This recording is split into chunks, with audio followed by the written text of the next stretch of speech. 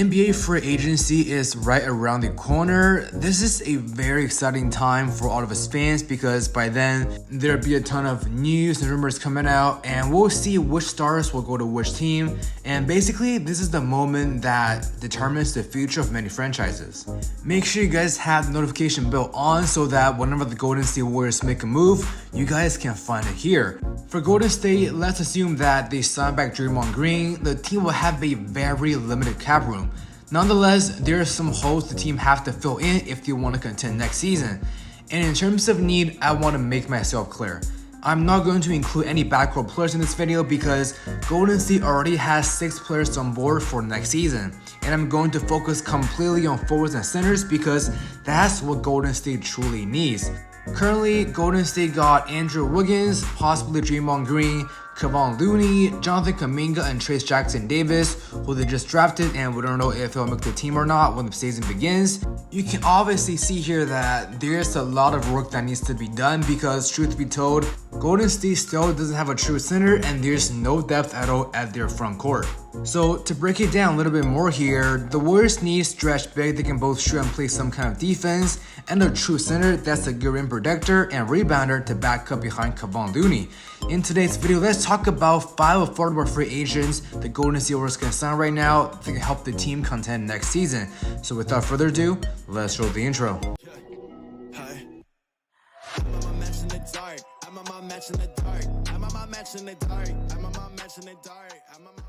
Yo, what's up guys, Jason's here back with another video. If you're the first time watching, I mostly cover news and reports for the Golden State Warriors, but we also occasionally make contents for every other team in the league. If you want the latest basketball news and rumors in your feed, all you gotta do is to leave a like and subscribe so that you won't miss any of my future upload. Now, as mentioned, the free agency period is coming right around the corner. If you want the latest Golden State Warriors free agency news, make sure you guys have the notification bell on as I'll be bringing you guys content whenever the Warriors make a move. Now, enough of that, let's get into the content. To start things off with number 1 on my list, Jae Crowder, who last played for the Bucks as a forward. Now, Crowder got traded to the Bucks in that massive 4-team Kevin Durant trade, but he unfortunately missed the majority of the season because of injuries. So this already sets up a prerequisite for him to sign a cheap privy deal with the Warriors to show the league he still has gas left in his tank. After he was traded to the Bucks, Crowder played really well as a role player.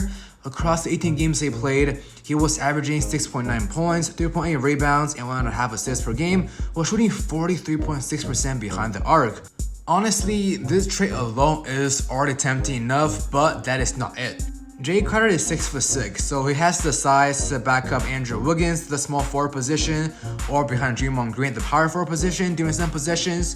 Most importantly, Jae Crowder is a good defender. Career-wise, he has a defensive rating of 7.3, and let's put aside last season with the Bucks because he was hurt, so that number can be a bit off. But his previous healthy season with the Suns, he had a defensive rating of 105.3. So basically, Crowder fits physically with what the Warriors need from a position perspective, and he's also a solid 3-point shooter and a great defender, which fits what the Warriors want from a scheme perspective. So really, I can't find another free agent that's as suitable as Jae Crowder for the Warriors, and I would love the team to sign him and have him come off the bench. Also, after last season, I think it's even more important for us to realize how important veteran presence is for a championship team. With 11 years of experience in the league, Jae Crowder is the perfect fit. Moving on, number 2 on my list is Dario Saric, who lastly played for the Thunders as a center/power forward. He was also traded from the Suns as a cap-clearing move for Kevin Durant, and he played really well for both the Suns and the Thunders this past season as a backup.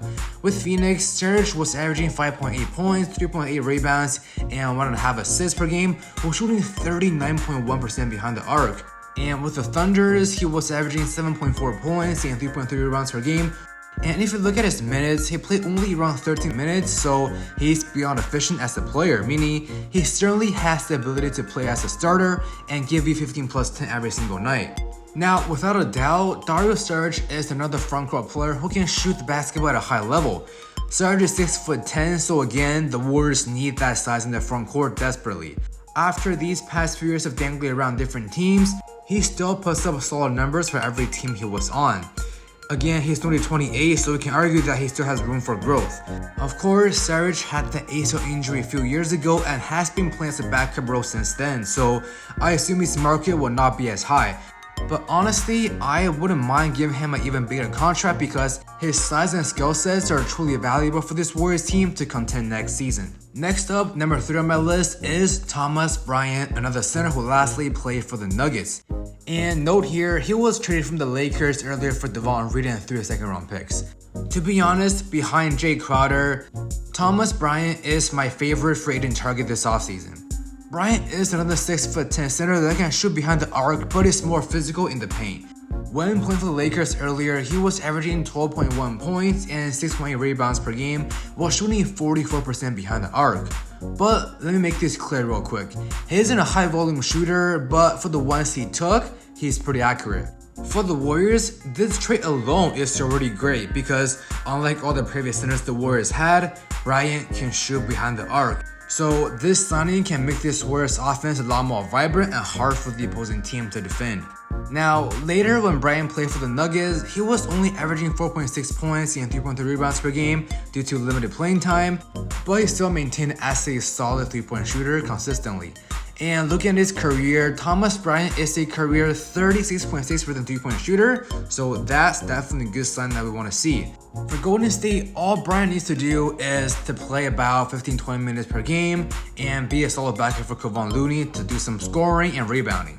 This also means Golden State doesn't have to solely rely on Kevon Looney.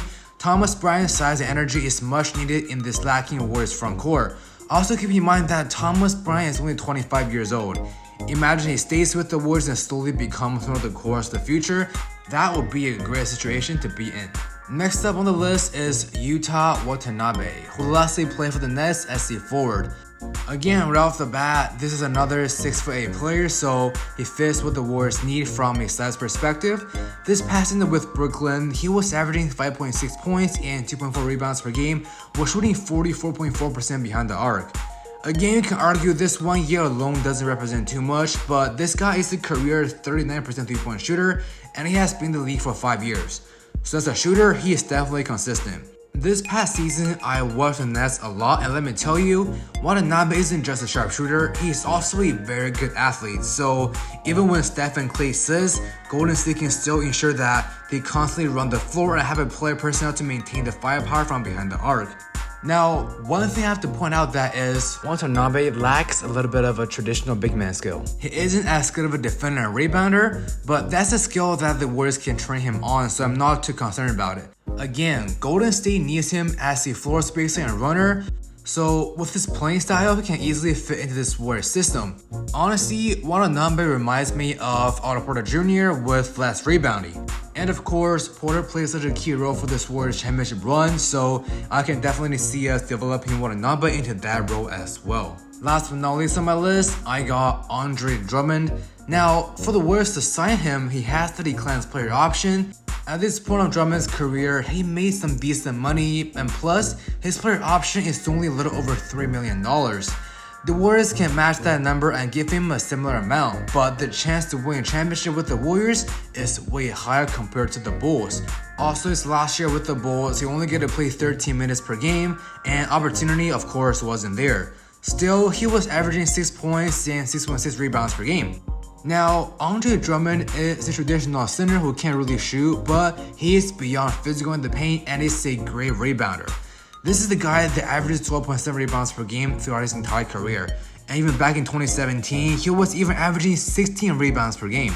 For a Warriors team that hasn't had a true center for years, Drummond can be that guy. The Warriors don't need Drummond to shoot or anything. All they need him to do is to grab rebounds, protect the rim, and set high quality screens. Have him come in to play maybe 15 to 18 minutes per game, he can easily get you a double-double. Drummond is 6'11" and he plays relatively slower, but this fits exactly with Chris Paul. We talked about yesterday about the idea of using Chris Paul as a trade asset before the trade deadline. Drummond can be the guy that further elevates Chris Paul. At the same time, Drummond can be a great backup for Kevon Looney and give him enough time to rest, because oftentimes last season we see Kevon Looney gets tired or getting foul trouble. It really puts the Warriors at a bad position, but with Drummond it will no longer be a problem. Alright guys, that's all we got for today's video. Let me know your thoughts in the comment section. Which free agents do you want the Wolves to sign? And if you enjoy the content, don't forget to leave a like, subscribe, and follow me on social media with all the links in the description box down below. Once again, thank you guys so much for watching this video, and I will see you guys in the next episode. Peace.